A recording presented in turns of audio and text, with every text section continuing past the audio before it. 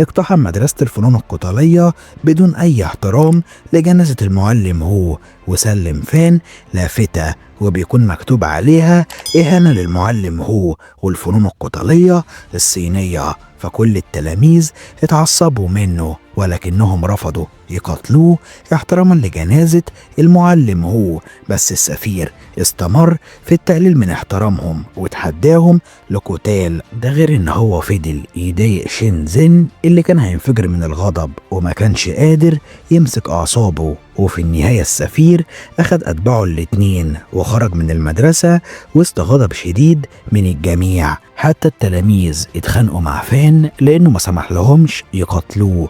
اما شينزين فوعد نفسه ان هو لازم يحقق انتقامه. وبعد فترة قصيرة فشينزين اقتحم مدرسة الكاراتيه اليابانية وكان معاه اللافتة اللي مكتوب عليها كلام مهين. ده